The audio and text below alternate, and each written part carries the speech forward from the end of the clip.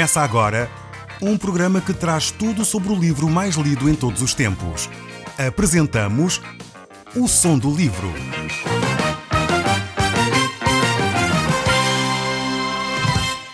Seja muito bem-vindo. Neste podcast vai encontrar o livro mais conhecido e lido em todo o mundo. Vamos levá-lo numa viagem pela história da humanidade. Este é um audiolivro para si, para a sua família e sociedade em geral. Contextualização e comentários de Paulo Chaveiro. No último programa nós começámos a olhar para o capítulo 30 do livro de Deuteronômio. E nós ainda nos mantemos nesse mesmo capítulo 30. Por isso hoje vamos continuar a tecer algumas considerações importantes sobre o relacionamento entre Deus e o seu povo. Nós vimos como Deus tinha esse desejo de inscrever a sua palavra no coração de cada homem. Deus deseja se relacionar consigo, comigo. Deus quer desenvolver esse relacionamento. Mas para isso é necessário que nós entendamos a sua palavra, possamos pôr em prática a palavra do nosso Deus. Sempre Deus tem procurado esse relacionamento com o homem, que a palavra de Deus esteja de facto no seu coração, esteja a ser vivida diariamente. Vários profetas falaram acerca disso. Vários profetas declararam a importância de viver a palavra de Deus. Por exemplo, Jeremias, ele diz: "Dar-lhes-ei um coração, para que conheçam que eu sou o Senhor. Eles serão o meu povo, e eu serei o seu Deus, porque se voltaram para mim de todo o coração." E Isaías também diz: "Eis aí vêm dias, diz o Senhor, e firmarei uma nova aliança com a casa de Israel e com a casa de Judá. Não conforme a aliança que fiz com os seus pais, no dia em que os tomei pela mão para os tirar da terra do Egito, porque eles anularam a minha aliança, não obstante eu os haver desposado, diz o Senhor. Porque esta é a aliança que firmarei com a casa de Israel. Depois daqueles dias, diz o Senhor, na mente lhes imprimirei as minhas leis, também no coração lhes escreverei. Eu serei o seu Deus, e eles serão meu povo." Deus deseja então ter esta aliança com o seu povo. Uma aliança que não é baseada mais em rituais externos, que não é baseada mais em regras que vêm de fora, mas em algo que sai do coração, sai da alma, provém de dentro do homem para se alegrar e estar com Deus. Esta é a aliança que Deus quer formular e arranjar, digamos assim, com o seu povo. Ele fará essa aliança e será uma aliança eterna. No livro de Ezequiel ele diz ainda: "Mas eu me lembrarei da minha aliança feita contigo nos dias da tua mocidade, e estabelecerei contigo uma aliança eterna." Deus cumprirá sempre as suas promessas. Deus quer que este relacionamento com o seu povo seja de facto estabelecido de uma forma duradoura. Jesus Cristo, quando veio, ele veio estabelecer uma nova aliança, uma aliança estabelecida no seu sangue. E ele se coloca como o Salvador, o Redentor de todos aqueles que são judeus ou gentios, de todos aqueles que querem ter um relacionamento verdadeiro com Deus.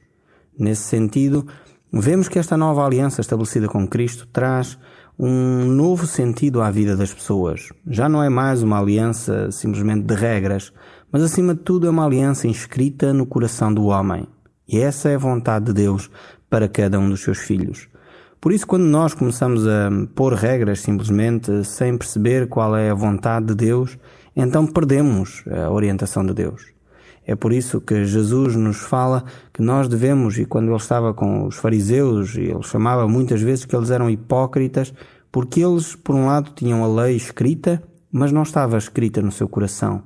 Eles viviam a letra da lei, mas não viviam o espírito da lei. Então, Cristo quer trazer para nós esse princípio de vida, em que nós simplesmente vivamos de acordo com o espírito da lei, não só com a letra, mas com o espírito daquilo que Deus quer que nós façamos.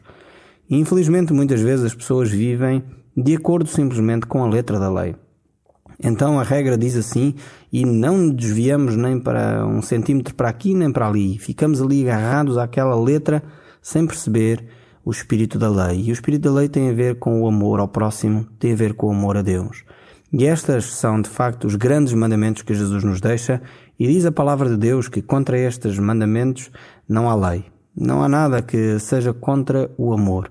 Então temos que analisar bem o nosso coração, e as regras que nós temos, as orientações que nós temos, devem ser permeadas, acima de tudo, com amor, pois é o amor de Deus que se manifesta a cada um de nós. Esse amor foi manifestado com um toque de Deus de uma forma especial na humanidade. E esse amor manifestou-se de uma forma salvadora a todos os homens. Isso nos diz também Tito, quando Paulo escreve a esse homem. Mas voltando aqui ao livro de Deuteronômio, o capítulo 30, o verso 15, nos diz assim: Vê que ponho hoje a vida e o bem, a morte e o mal. Se guardares os mandamentos que hoje te ordeno, que ames ao Senhor teu Deus, que andes nos seus caminhos e guardes os seus mandamentos e os seus estatutos e os seus juízos, então viverás e te multiplicarás. E o Senhor teu Deus te abençoará na terra a qual passas a possuir. Porém, se o teu coração se desviar e não quiseres dar ouvido, e fores seduzido e te inclinares a outros deuses e os ouvires, então hoje te declaro que certamente perecerás. Não permanecerás longo tempo na terra a qual vais, passando o Jordão para a possuires. Nós vemos aqui que Deus tem um propósito ao dar a sua lei. Deus, de alguma forma aqui no livro de Deuteronômio, está a interpretar a lei que já havia dado ao povo. Mas Deus tinha esse propósito quando conduzia o povo para entrar na lei, era que o povo estabelecesse este relacionamento com Deus, pois seria o melhor para o próprio povo, mas Deus, digamos assim, podemos usar esta expressão, tinha esse desejo de se relacionar com o povo de Israel. E vemos que Deus, ao dar essas orientações, desejava que o povo obedecesse. Como eu já disse várias vezes, é um relacionamento como um pai para com um filho. Um pai deseja que o seu filho cresça e por isso lhe dá, na sua meninice, algumas regras básicas para que ele possa viver uma vida saudável. E quando ele vive essas regras, então de facto ele cresce de uma forma saudável, sem perigo. Mas quando ele desobedece às orientações que um pai lhe dá, então muitas vezes eles correm risco de vida. Se um pai que ama o seu filho e tem cuidado com ele, certamente o pai diz: olha, não subas para cima da mesa, cuidado, não mexas nas fichas. São regras que são necessárias serem dadas a uma criança. Quando se chega a uma certa idade, essas regras já não precisam ser dadas, já foram interiorizadas, já estão escritas, podemos dizer assim, no coração da criança. E ele, entendendo as razões pelas quais o pai lhe deu essas orientações, certamente eles vão desenvolver um relacionamento de obediência e um relacionamento de amor também, porque o filho percebe que as regras que são deixadas com ele são regras para a sua segurança. Assim, Deus deixava orientações ao seu povo, pois Deus amava o seu povo e queria que eles crescessem seguros, queria que eles crescessem de uma forma saudável. Deus desejava abençoar o seu povo, por isso ele deixou claramente as orientações que ele tinha dado ao seu povo. O verso 19, ele continua: Os céus e a terra tomo hoje por testemunhas contra ti, que te propus a vida e a morte, a bênção e a maldição. Escolhe, pois, a vida para que vivas, tu e a tua descendência. Como vemos, este é o desejo da parte de Deus, que o homem escolha viver, escolha a bênção, escolha andar nos caminhos da luz, escolha de facto viver esse relacionamento profundo com Deus. Quando o homem faz a boa opção, certamente não colhe o fruto de más opções. Então, é preciso que o homem faça boas opções na sua vida para poder viver uma vida em paz. Vemos que Deus coloca diante do homem exatamente essa escolha, entre a vida e a morte, entre a bênção e a maldição. E tem a ver com as nossas próprias escolhas. Por vezes as pessoas têm dificuldades no trabalho, têm dificuldades no casamento e dizem: mas porquê é que a gente chegou a este ponto? E às vezes é simplesmente porque não aplicaram coisas tão básicas e a Bíblia fala delas. Quando nós, no nosso relacionamento conjugal, por exemplo, dedicamos tempo a ouvir a nossa esposa, dedicamos tempo a ouvir o marido, quando consideramos o nosso marido ou a nossa esposa superiores a nós próprios, que é o que a Bíblia diz para nós fazermos, quando nós consideramos e amamos a nossa esposa como Cristo amou a Igreja, quando as esposas amam o seu marido e respeitam o seu marido e se submetem, quando os filhos estão em obediência, quando há perdão, então estes são princípios que são fundamentais para um relacionamento conjugal, mas para um relacionamento social também. E Jesus deixou estes princípios na sua palavra. Quando na Bíblia nós olhamos e vemos que o marido não deve estar mais preocupado consigo do que com a sua esposa, antes pelo contrário, deveria preocupar-se com a sua esposa. Por isso o texto bíblico diz lá que o corpo, seu corpo não é propriamente seu, mas é do outro. E isso está a falar também no relacionamento sexual do casal. Então a Bíblia tem orientações para todas as áreas da vida. Se nós aplicarmos esses princípios à nossa vida, certamente vamos receber a bênção de Deus no nosso matrimónio. E é exatamente isso que Deus está aqui a desafiar o povo a fazer. Ele diz, se vocês escolherem a vida, escolherem a bênção, então isso vai ser ótimo para vocês. Mas se vocês, em vez de respeitarem o próximo, em vez de dizerem a verdade, começarem a dizer mentiras, em vez de considerar a esposa superior a si próprio ou o marido superior a si próprio, em vez de dedicarem aos outros, começarem a ser egoístas, vão trazer maldição sobre a vossa vida. E infelizmente, eu tenho notado que muitas vezes casamentos são exatamente isso. São uma maldição, são um inferno, porque as pessoas não vivem os princípios que Deus deu na sua palavra. Então as bênçãos que nós podemos usufruir na nossa relação passa diretamente pela nossa obediência à palavra de Deus.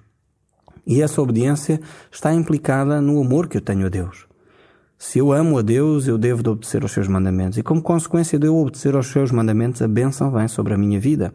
E é exatamente isso que os textos bíblicos aqui nos mostram. Nós podemos ter essa vida através da obediência à palavra de Deus. E a primeira obediência que eu tenho que fazer é escolher ter um relacionamento com Cristo. A palavra de Deus nos diz no Evangelho de São João: quem tem o Filho tem a vida. Quem não tem o Filho de Deus não tem a vida. Então, a primeira decisão que eu tenho de tomar para que eu possa começar a viver a palavra de Deus e a ser abençoado na minha vida é receber Jesus Cristo como Senhor e Salvador. É receber Jesus Cristo como esse Deus feito carne que habitou entre nós e se deu para que eu tenha vida eterna. Por isso o texto de João diz: quem tem o Filho tem a vida. Essa é uma decisão sua, que Deus coloca hoje diante de si. A vida e a morte estão diante de si. Se você escolher a vida, vai receber bênção. Se escolher a morte, então virá a maldição. É necessário que você entenda isso para que você possa viver uma vida em paz. A maldição não vem de uma forma exterior, vem de acordo com as suas próprias decisões. É necessário que você tome a decisão de receber a Cristo e certamente aí a bênção virá sobre a sua vida. Esse é o desejo de Deus para si, neste momento.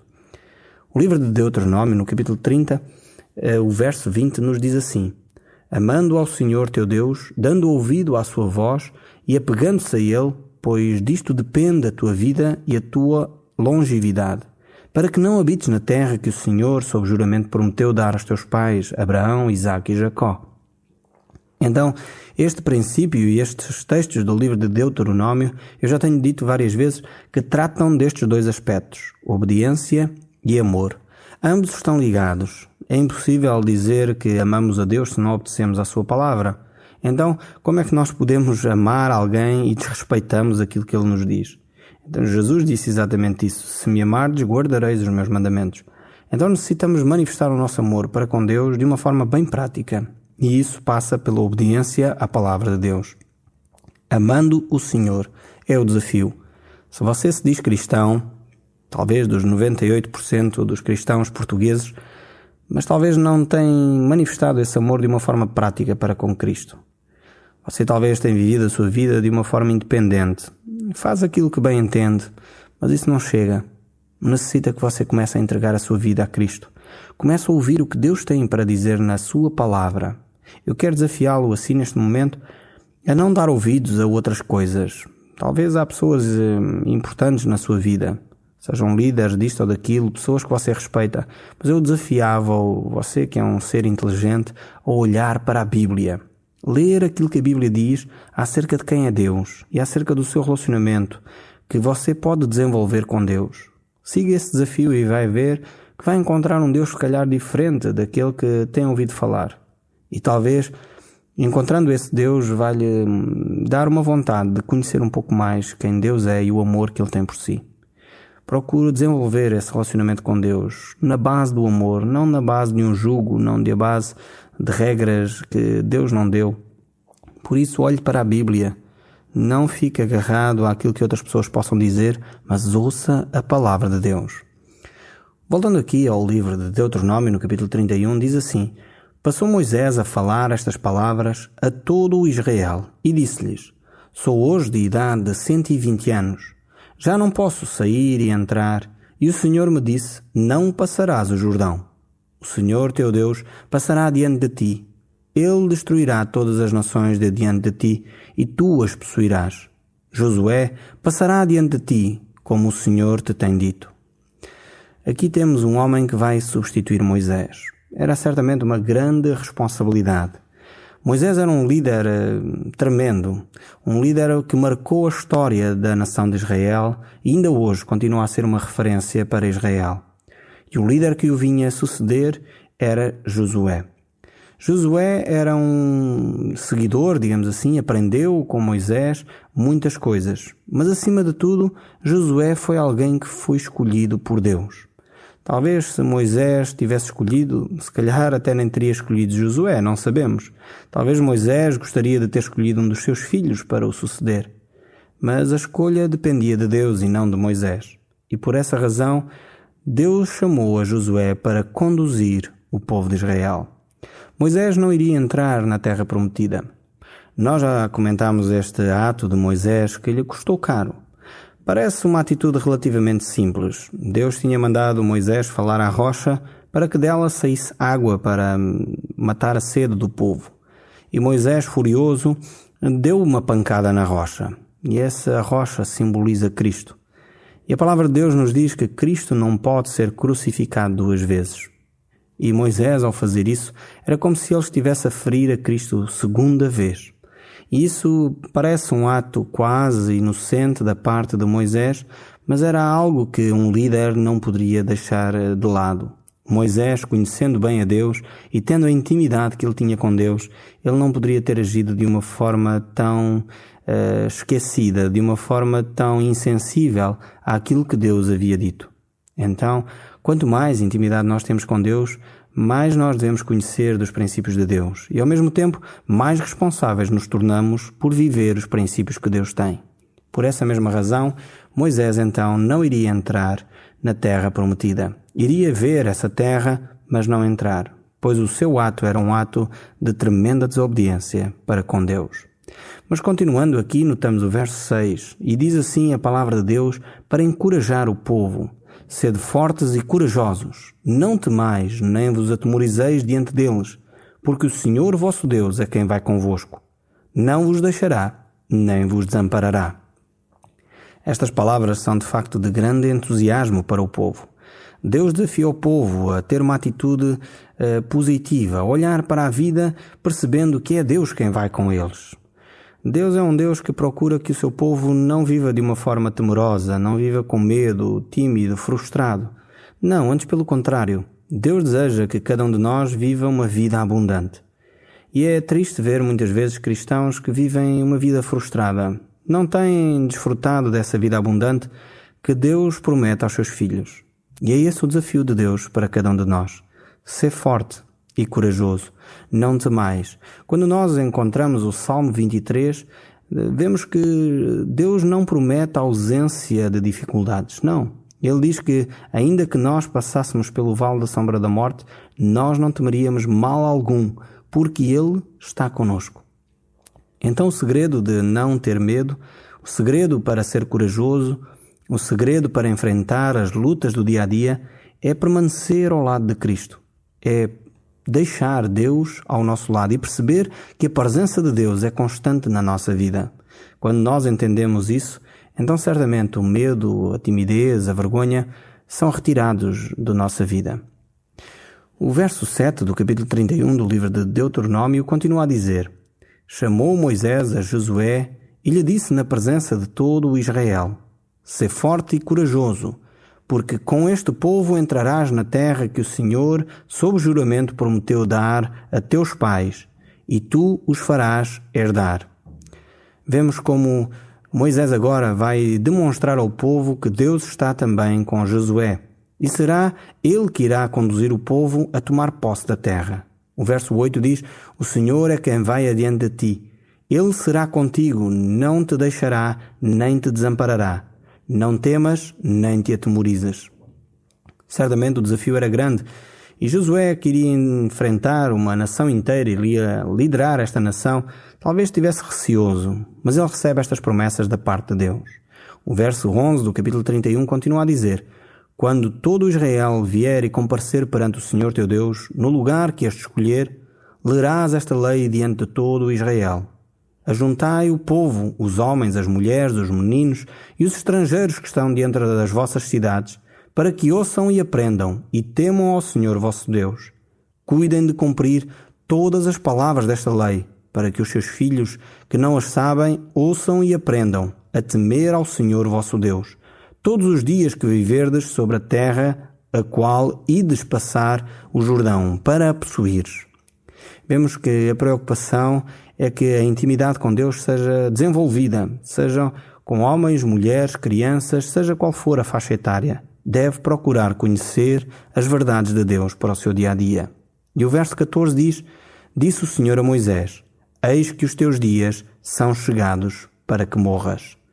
Deus revela ao seu povo e revela aos seus filhos exatamente aquilo que Ele quer revelar. E Moisés sabia que tinha chegado ao fim o seu tempo de conduzir o povo. E agora ele vai chamar a Josué e apresenta-o diante da tenda da congregação para que lhes dê as ordens. Assim foi Moisés e Josué e se apresentaram na tenda da congregação. Então o Senhor apareceu ali na coluna de nuvem, a qual se deteve sobre a porta da tenda. Disse o Senhor a Moisés: Eis que estás para dormir com os teus pais, e este povo se levantará e se prostituirá indo após outros deuses estranhos na terra, para cujo meio vai, e me deixará e anulará a aliança que eu fiz com eles.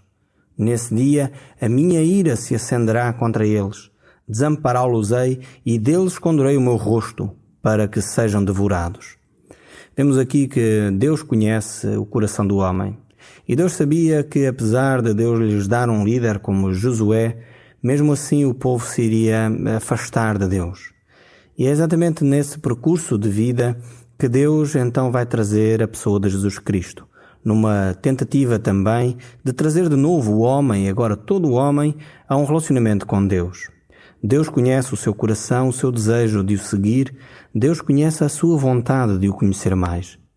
No próximo programa, nós continuaremos a olhar para este livro de Deuteronômio e a tirar exemplos muito práticos para o nosso dia-a-dia. O Som do Livro, uma produção da Rádio Transmundial de Portugal.